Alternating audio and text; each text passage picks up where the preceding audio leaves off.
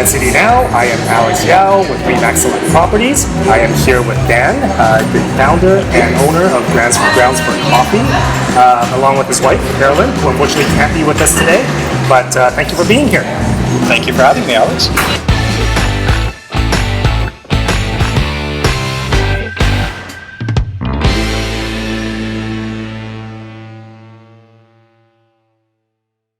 Ever since the pandemic, and of course now that the restrictions has kind of eased off a little bit, I got a chance to sit down with Dan. I wanted to kind of visit some of my favorite places in Vancouver to discuss, how they've been dealing with the pandemic and how the business may have changed. So, Dan, welcome to the show. Thank you very much for having me, and thank you for coming to Grounds for Coffee. Great. So, what got you started with Grounds for Coffee? Well, I have to go back a long time ago for that, but I thought I was a lot older than I was then. I was 23 years old, which I now look back on and I think that's really young. But I was in banking, and I decided it was time for a career change.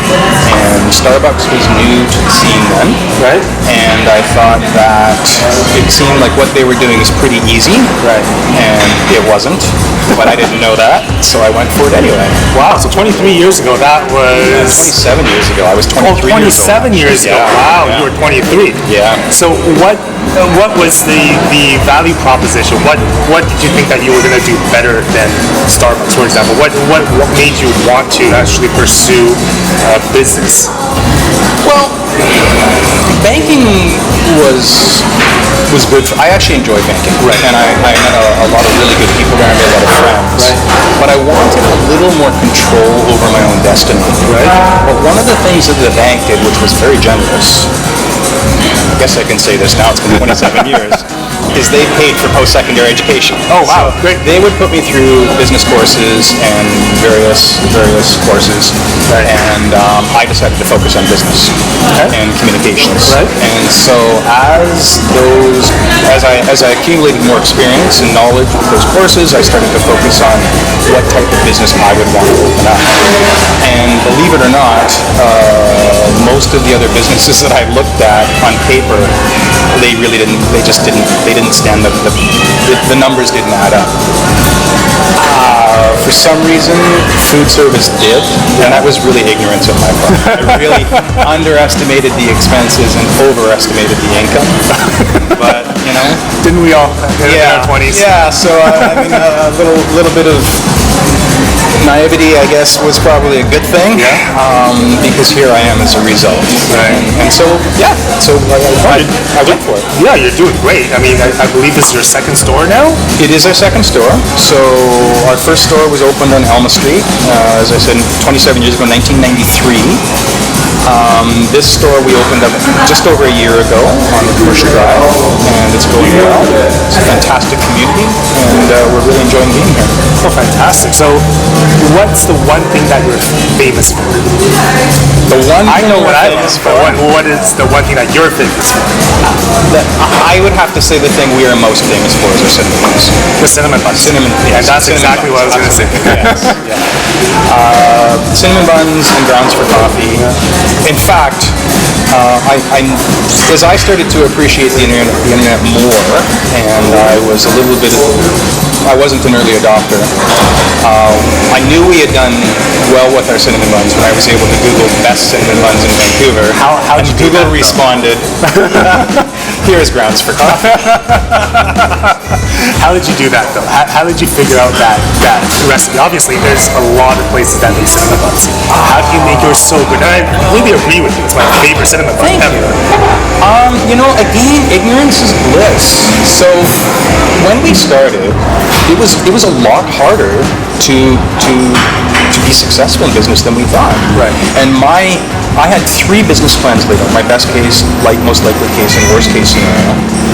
And none of them were working. And our waste was so high. I insisted that everything had to be fresh every day. Everything was being catered in. And because we wanted to get the best from whomever we could, they all had minimums, and we wouldn't have day-old inventory. So our waste was high. The daily losses were mounting up. was pretty inevitable that if we didn't change something, the end was not going to be bright. Right. So I didn't have a lot of culinary experience. So I realized my limitations. It was probably not going to happen if I were going to try and master a lot of things. But I thought I could probably focus on one thing and learn how to do it well. And it could have been anything. It could have been donuts, it could have been scones, it could have been, maybe not croissants.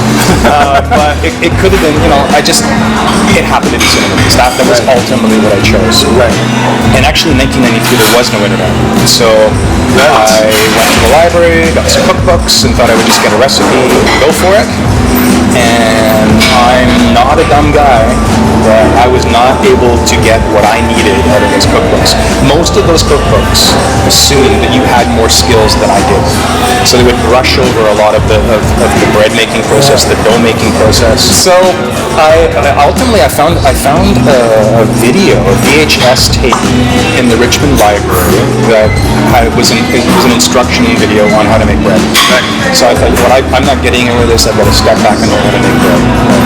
And I should add that prior to that, my poor staff went through some really awful taste testers. But I got the video to make bread, and I decided I'm going to get good at this. And so every day at 4:30 at Buns for Coffee, it was free bread, try dance free bread that day. Right. Every day I made bread, and then after about a couple of months, customers started saying, "Hey Dan, your bread's actually getting pretty good. Maybe you should consider just making bread and skip the cinnamon buns." And I was like, "No, the plan was cinnamon buns. I'm going to stick with cinnamon buns." So then I took that knowledge, went back to cinnamon buns, tweaked the sugar and so forth, and things started to come together. And really, I mean, ultimately, I guess the credit goes, aside from my poor staff who were the guinea pigs, but also to feedback from customers. Because as I was going through that process and sharing the experience with the customers, they would give me feedback, and I'd be like, "Oh, okay, thank you. I'll try and tweak this a little bit more." So I guess community involvement really had a lot to do with getting the cinnamon bun to where it is. Sure. Yeah. Well, you mentioned a lot. You mentioned your staff quite a bit. How do you pick such exceptional staff? I mean, I've met quite a number of them, and they're all so friendly. Well, so I know what qualities we look for in staff. Yeah. But I'm looking for we are looking for somebody who has a good team attitude, who's not afraid of hard work. This is not an easy job. Right. Even as a barista, you're on your feet a lot of the day, but baking is a lot of work. So you can't be afraid of doing some hard work, and also you get rushes in here, and when it's, it often goes from lulls to being slammed, so it takes a particular kind of person to deal with that. Right. But I realized one of my limitations, and that's probably the success of why we have such a good team, because I was able to pick a few choice managers along the way that had some very solid human resource skills, which I'm happy to take advantage of. And they have done an amazing job over the years of not only expanding our management team, but really, we do have an incredible team. Oh, you do? And I am so very grateful for both stores. Yeah. And I have to admit, I think about it all the time. And a lot of what we do now moving forward is with our staff. Right. They are part of the process, and they're family. That's a great way to look at it. It's true. Yeah. So obviously you're doing great now. You started from nothing, essentially. You guys started from that idea. Credit card debt. There you go. So throughout this entire growth, there has to be a time where you're just thinking that maybe I'll just hang it up. Maybe I can't do this anymore. Maybe have you ever had that kind of moment at all? Even just a glimpse of it? Yeah. I mean, business is hard, and even. I mean, I think people who make business look like it's easy are just really good at making business look like it's easy. Successful business comes from a lot of hard work, and there's really no way. There have been times in the past where, the margins in food service are low and the hours are long, but overall, you just get to work and carry on, and then I would bring it back to the people as well. we have customers that have been coming to our store for decades, stores, but certainly the Alma store, and some of them have actually continued our support here as well. And our staff, I have staff that have been with me for over 10 years. So it really is, people are the motivating factor. Right. You know, work is work and a business is a business. Right. But without people, it's just the building. Yeah. True. Very true.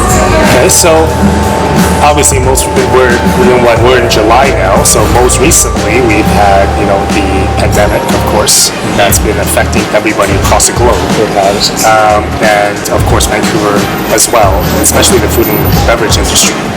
So during this time, and of course now that restrictions are lifted a bit, we can actually sit down, but during the time when everyone's kind of locked down, what did you have to do to sustain your business? What did you have to change? What new ideas did you have to implement? Well, the first thing we had to do was put together a plan. Yeah.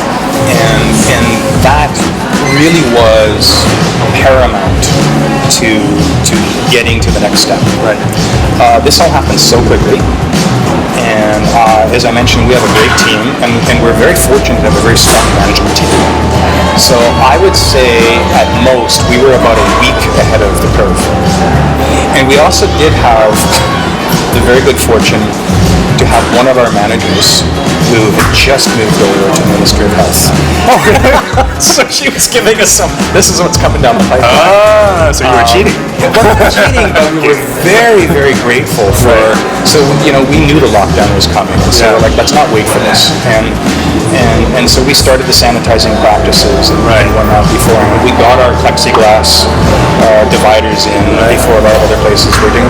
In 7 days isn't much, but we were literally about a week ahead of things coming down, which, given the nature of the pandemic and how quickly things changed, that was a real blessing. So the simplest answer to your question is I have a really strong management team, and they did an amazing job of keeping us prepared. So next door to us is Café du Soleil, and they were forced to close during the pandemic while we were allowed to be open for takeout only. And they're lovely, they're great people. And when they reopened, I was happy to loan my management team, who are basically COVID wizards, is what I call them, to help them get up and running again. And they really did shine. Yeah, they were very helpful. And that kind of attitude is what being Vancouverites all about, right? I mean, we're always helping our neighbors. We're always helping each other. Absolutely. And the saying is we're all in this together, but it's never been more true than with COVID-19. Right. And we've received a lot of support from our vendors as well. I mean, everybody's had to make accommodations. We've been accommodating for our customers as well. We really have been in this together. There's been numerous examples of teamwork. Right. And of course, the pandemic being so unexpected, even the big box stores are getting affected. Starbucks, for example. Yes. Right. And I recently read that they're restructuring or closing down 200 stores across Canada. What do you think about that? I mean, how is that going to affect you? Well, I don't know how it's going to affect me, but it doesn't surprise me that Starbucks is making a move. I don't believe it's pandemic related. I think that it's probably got more to do with the changing dynamics of the economy. Right.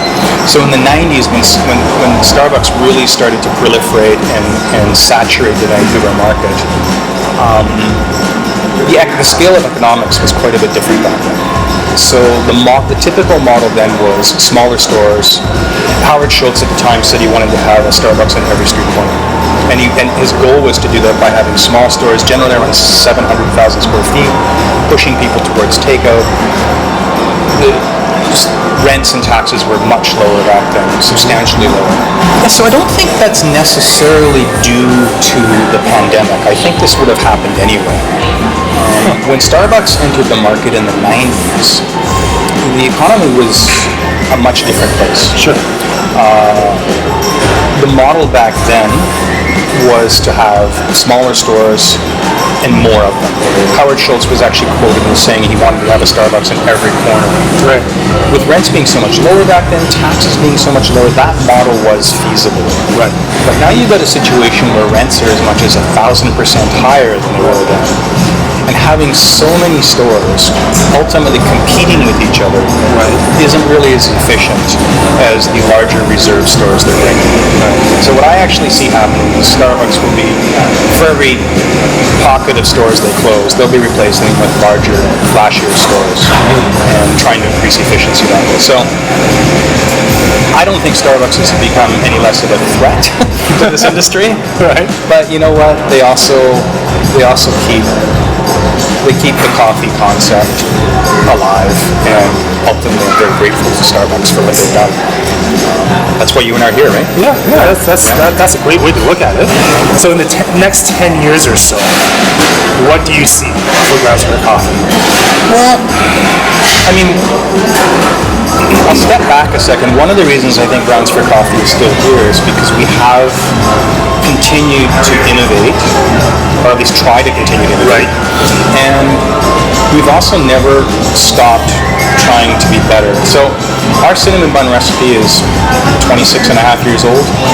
We still put R&D into our cinnamon buns. Wow. We never stop trying to improve. Right. We're always trying to think, if we could figure out a way to make it healthier, for example, without changing the flavor profile, we'll at least investigate that. Right.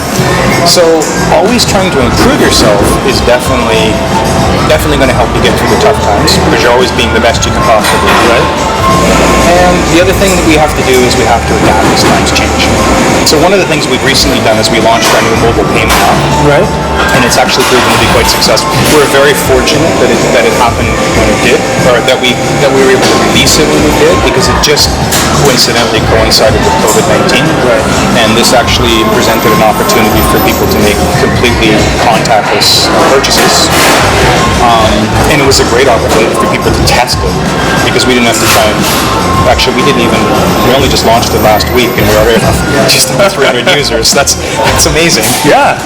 So we're very grateful for that. Well, I'm one of them, so I know. Thank you. Thank you very much.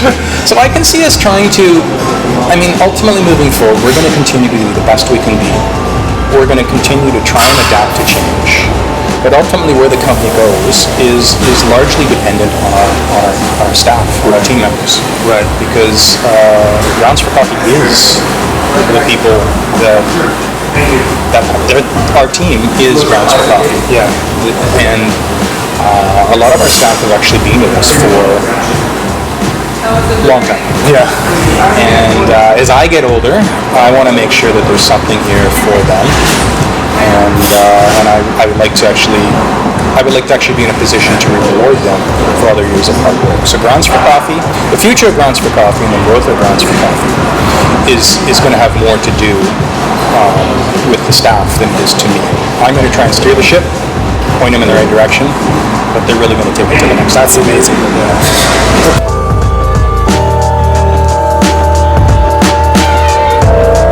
I do have one question, Alex. Yeah. And that is, I've actually heard, to my surprise, that while this has been going on, home prices have actually been going up. Right. So my question for you, I guess, is a two-part question. First, why do you think that's the case? And where do you think it will go? So, that's a pretty complex question. I don't have a crystal ball, but it's because if I do, I wouldn't be working right now. but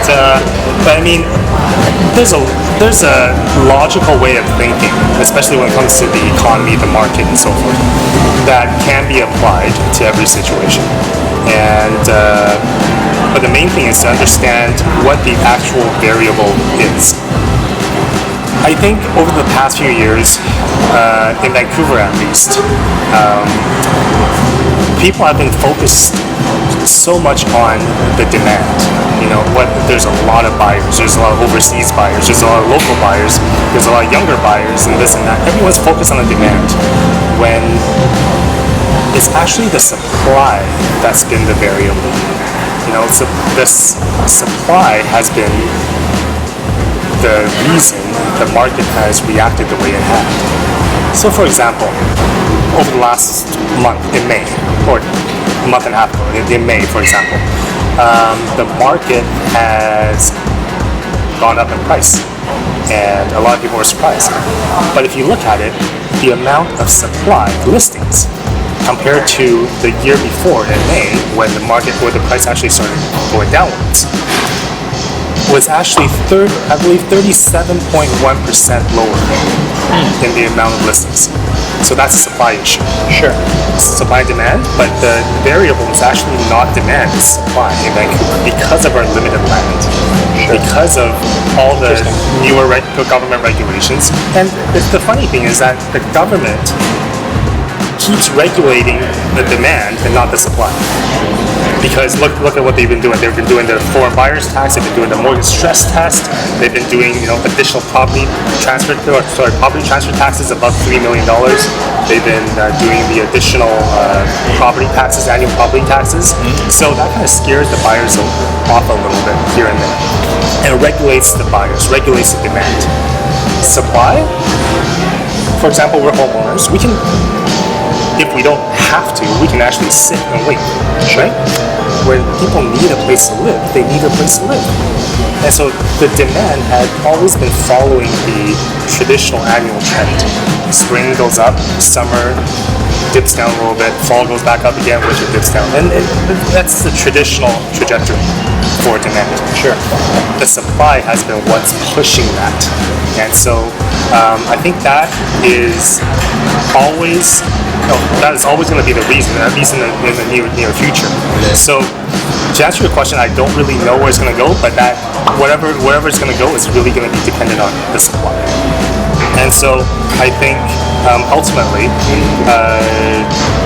if someone's looking to sell within the next 6 to 12 months, better to do it now. Better to have $1 in the pocket than 2 in the bush. Yeah. But if they don't need to, watch the market a little bit. But just keep in mind that the main thing to look for is the supply. Interesting. Yeah. That's a good answer. Thank you. No problem. Thanks for being here. Thanks for your time. I love your store, and I'll keep coming back. Well, thank you so much. You will too. So like, subscribe, and we'll see you in the next episode.